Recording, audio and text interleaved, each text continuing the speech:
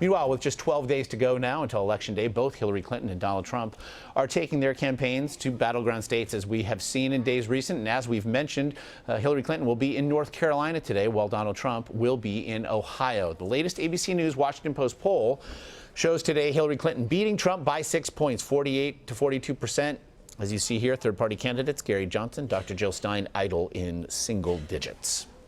John Heilemann is the co-managing editor of Bloomberg Politics, co-host of the political docu-series The Circus, which airs on Showtime, a division of CBS, a must-watch as the days now dwindle. We're almost to single digits now here. Thank God. Here we are. And so I feel like a lot of what's informing the days now seems to as much be informing what will happen after November 8th as what will be put in place on November 8th. Washington Post, there's a story today discussing how female members now of the GOP really feel as though Donald Trump and his chief surrogates have done irreparable damage to the party, not just to the chances of Donald Trump winning. What do you make of these last 48 hours, how they've handled not just the latest round of allegations against the nominee, but also the conversations that exist around them?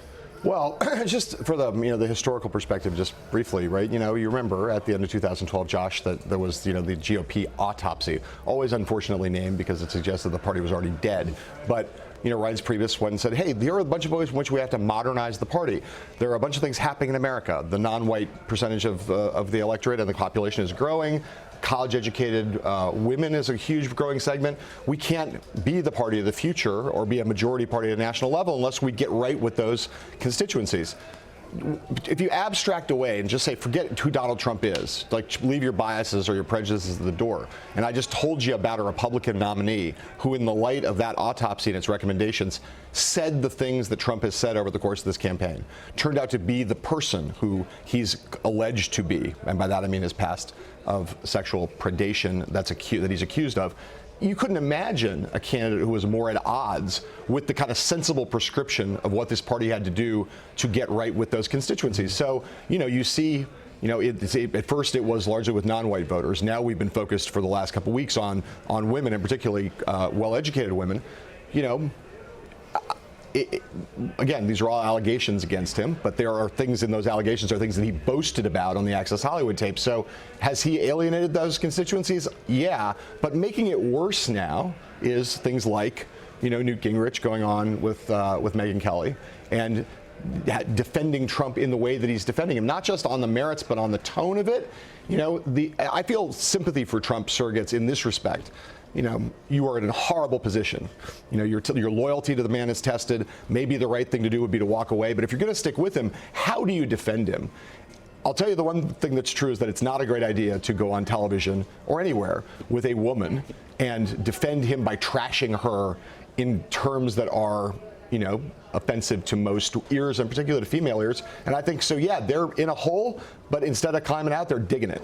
And they also, it seems, are not even defending just a candidate or even just a party. There's the question of the brand, and we saw it again yesterday where Donald Trump, fewer than 2 weeks out, took time away from an admittedly busy schedule, very defensively busy schedule, but to go cut a ribbon and to go prop up a hotel, which by all accounts has not seen the success initially that perhaps they might have hoped for.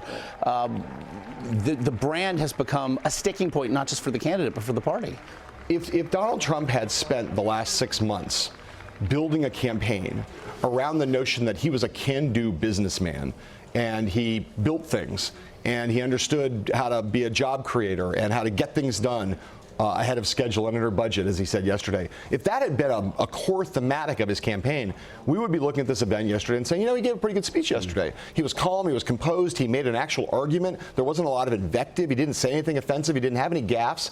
You'd say that makes a lot of sense, even to go off the campaign trail for that, if it was part of a sustained argument and a sustained narrative. The problem is that in the absence of having made that argument for 6 months, it feels like what it looked like, which was, what's he doing in Washington, D.C. when he's behind in almost every battleground state, and the hours are dwindling and the minutes are dwindling and every one of them is precious, and he needs to be staging a historic comeback in a dozen states. He's in a state now that, he's spending time in a state that cannot help him because there are 3 electoral votes and it's one of the most democratic places in the entire country. So again, it's like the whole Trump campaign is a bunch of woulda, coulda, shoulda beens, right? He did a speech before the last debate in Las Vegas where he did an ethics reform speech, which was, again, like if you were running a populist campaign, a drain the swamp speech that imposed new limits on the revolving door on lobbying. It's what you want to hear. It would have been a perfectly solid speech. Again, if he'd started giving that speech in May, and again, he hadn't done all the other things he's done to make problems for himself,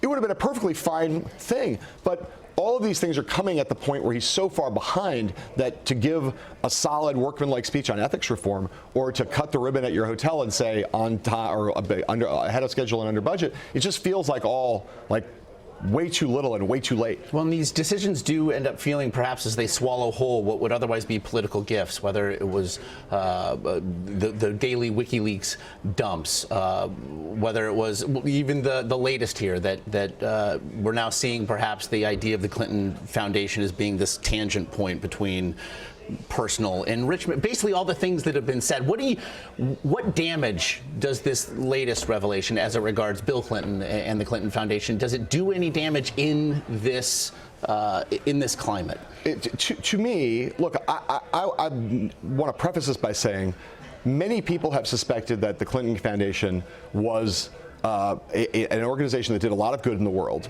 but also was about the personal enrichment of President Clinton and the Clinton family, right? People have said that for a long time. That's not news.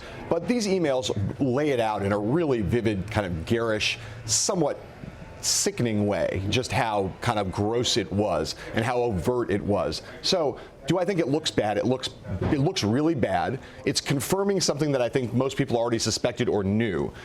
But does it have any effect on the real lives of real people, of voters out in America? This has been the problem with all, politically speaking, the issue with all of these WikiLeaks disclosures is most of them have been fascinating, and in some cases have provided a damning window on how the Clintons operate, how she relates to her staff, the degrees to which they recognize political vulnerabilities and did nothing to fix them, all that stuff.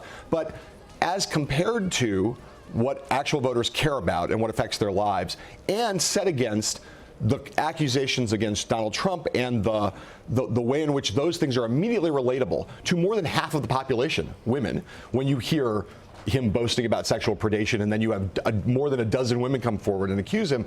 In terms of information flow, the Trump stuff is just wildly going to overshadow all of the stuff that's come out from these WikiLeaks things. These things don't play essentially as straws that might break a camel's back. I don't think they do. Yeah. I continue to maintain, like, if there was a WikiLeaks disclosure that demonstrated that Hillary Clinton was directly involved in some kind of, like, on the face of it, criminal activity, that I think might very well break through. But a lot of this other stuff just feels like, as I said, mostly inside baseball and mostly confirmations of things that people have already suspected about them for a long time. As we know in this campaign, if none other, 12 days is an awful long time. Yes, it could not pass quickly enough for me. Mr. Ringmaster, may it never end. Oh, God, thank you, Josh. Kill me, apparently. John Heilemann, as always.